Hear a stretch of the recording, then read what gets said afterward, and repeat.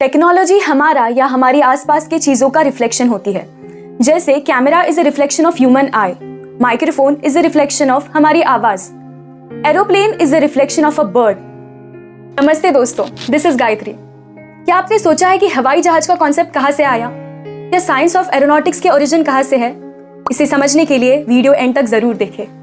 ये कहानी है 1895 की, जब भारत में फ्रीडम स्ट्रगल शुरू था।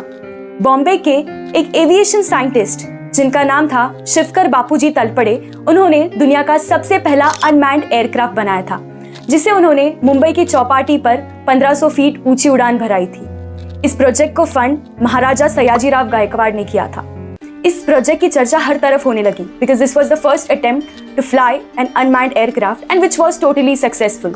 पर ब्रिटिशर्स को ये प्रसिद्धि रास नहीं आई और उन्होंने सयाजीराव गायकवाड़ को एक स्ट्रिक्ट वार्निंग दी कि वो ये प्रोजेक्ट फंड ना करे, और इसी तरह से ब्रिटिशर्स ने ये इन्वेंशन कभी भी दुनिया के सामने नहीं आने दी। दोस्तों, शिवकर बापूजी तलपड़े ने अपना ये प्रोजेक्ट विमान शास्त्र पर रिसर्च करने के बाद बनाया। पर यह विमान शास्त्र है क्या, इसे समझने के लिए हमें 7000 साल पहले जाना होगा। 7000 साल पहले महर्षि भारद्वाज का एक आश्रम था जो आज के यूपी प्रयागराज में स्थित था। He has made the greatest contribution in the science of aeronautics. Aeroplane को संस्कृत में कहते हैं विमान। महर्षि भारद्वाज अपनी विमान संहिता में एक ऐसे वाहन के बारे में बताते हैं जो हमें आसमान से एक जगह से दूसरी जगह ले जा सकता है। दोस्तों, isn't it fascinating? 7000 साल पहले एक इंसान एक कॉन्सेप्ट के बारे में बात करता है, एक ऐसी टेक्नोलॉजी के बारे में बात करता है, और ना सिर्फ एक कॉन्सेप्ट और टेक्नोलॉजी पर उस टेक्नोलॉजी का एक डिटेल एनालिसिस भी देता है, वो भी 3000 श्लोकों में, 500 से भी ज्यादा सूत्रास में और 100 सेक्शंस में। It takes us to another question कि एक एयरक्राफ्ट बिना फॉसिल फ्यूल के कैसे उड़ सकता है। तो दोस्तों, क्या आपने कभी बर्ड को देखा है? The body structure of a bird is made in a such a way कि एरोडायनामिकली उनके लिए पॉसिबल है उड़ना।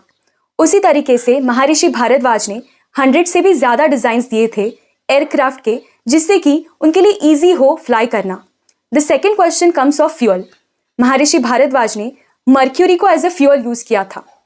मर्क्यूरी की एक प्रॉपर्टी है, अगर हम मर्क्यूरी को हीट करते हैं तो it becomes lighter in weight, lighter and lighter which can also take an object and make it fly. High chances है कि उस ऑब्जेक्ट को फ्लाई करने के लिए एक एक्सटर्नल प्रेशर भी दिया होगा, जिससे मर्क्यूरी को एक झटका बैठा हो और उसी से वो ऑब्जेक्ट को हवा में लेके जाए। नासा ने इसी आयन इंजन टेक्नोलॉजी और मर्क्यूरी को एज अ फ्यूल यूज करके 1964 में सर्ज 1 अपना स्पेसक्राफ्ट सक्सेसफुली लॉन्च किया था।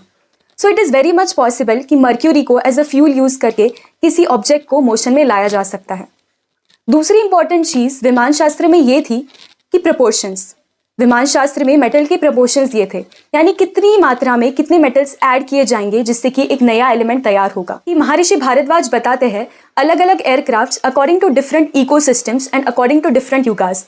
मंत्रिक विमान, तंत्रिक विमान, जिसमें त्रेता युग में मंत्रों की शक्ति से चलने वाला विमान था मंत्रिक विमान, जिसमें से सबसे प्रसिद्ध विमान है पुष्पक विमान, जिसका उल्लेख रामायण में भी किया गया है। इसी पुष्पक विमान को रावण ने सीता का अपहरण करने में इस्तेमाल किया था।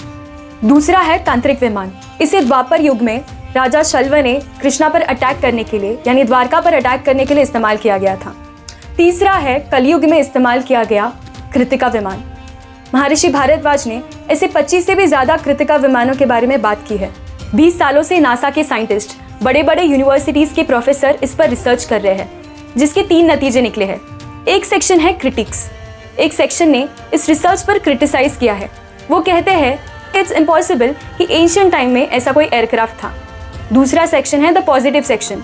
2017 में एक American aeronautical engineer Travis Taylor ने एक एक्सपेरिमेंट किया था, जिसमें उन्होंने भारद्वाज के मेंशन डिजाइन्स पर एक 3D मॉडल बनाया था और उसे विंड टनल में टेस्ट किया था। उस टेस्टिंग के बाद ये बताया कि भारद्वाज के डिजाइन्स एरोडायनेमिकली परफेक्ट है, यानी इस डिजाइन्स पर अगर कोई एयरक्राफ्ट बनता है तो वो एयरक्राफ्ट पूरी तरीके से उड़ सकता है। तीसरा सेक्शन है न्यूट्रल। उन लोगों का ये कहना है कि भारत के पास भले ही कॉन्सेप्ट और डिजाइन्स होंगे, टेक्नोलॉजी नहीं थी। दोस्तों, वीडियो की स्टार्टिंग में मैंने आपको शिवकर तलपड़े के बारे में बताया था, जिन्होंने राइट ब्रदर्स से 8 साल पहले दुनिया का सबसे पहला अनमैन्ड एयरक्राफ्ट बनाया था। पर उसके आगे क्या हुआ, ये इन्वेंशन पूरी दुनिया को क्यों नहीं पता है?